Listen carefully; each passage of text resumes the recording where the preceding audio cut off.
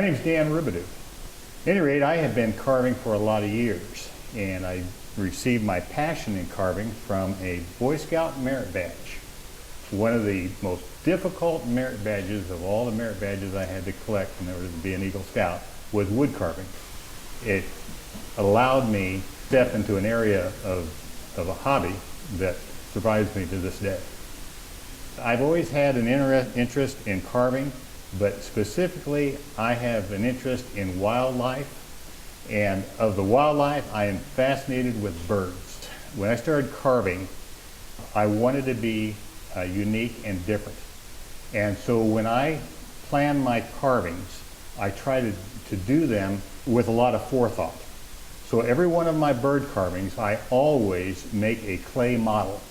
I will go to the library and I will get material and study the birds in color, but I will thoroughly understand the habitat of that bird, and then from that I'll make the clay model, and then from the clay model I will carve the bird. Now when I carve in Tupelo, and Tupelo allows me to have detail in my carvings that I would not be able to achieve if I had other types of wood. If I get into something that's very, very delicate, I will also carve in the wood called holly. And it's a very white wood, it's very dense wood, it's very tough, but I can make thin feathers with this holly. I also into habitat, and when I do habitat, I use butternut. Because butternut will take the staining of the wood and the dyes of the wood to allow it to look natural. This particular one is a magpie, and a magpie is a bird that is protected. It is a bird that kind of has a crow characteristics. They'll find themselves on high perches, and so I try to depict that. On this particular bird, there are 10 feathers, the tail feathers. Each one of these feathers are individually carved. They're carved from holly, and they're inserted.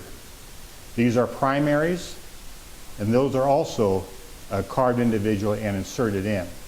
I also like to, when I paint in oil, and I'm able to give some detail in my painting that I have never been able to achieve with acrylic.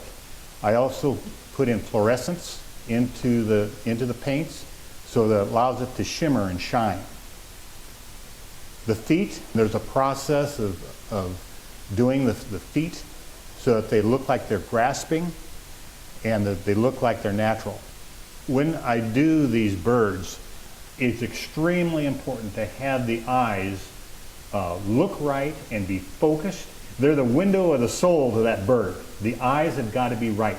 But there's a process of setting the eyes in so that they look correct. I have my bases turned, and this is one of the reasons why I like the Guild so much, is that if I need a turn base, I don't have a lathe. So I can have somebody from the Guild turn a base for me, or I can turn it myself. But that allows me to be able to create something that I wouldn't have to invest several $100s in getting a lathe and all the equipment on that. Also, when I cut these birds, sometimes I need a bandsaw that has a deep throat on it, that I can cut a large piece of wood. Well, the Guild has that. And if I didn't have access with the Guild, then I'd have to pay somebody who has a large capacity bandsaw. And so my membership in the Guild, it pays for itself. The reason why this pheasant is sitting here kind of like a decoy is that this particular pheasant is an urn. It's an urn for hunting dogs. It's hollow. And there's a chamber on the bottom side that you open up and put the cremains in. And people buy these, the hunters buy them when their dog passes, and so that it can be put on a mantle rather than a square box. And I try to make them colorful, I try to make them distinctive, and these are anatomically correct to a pheasant.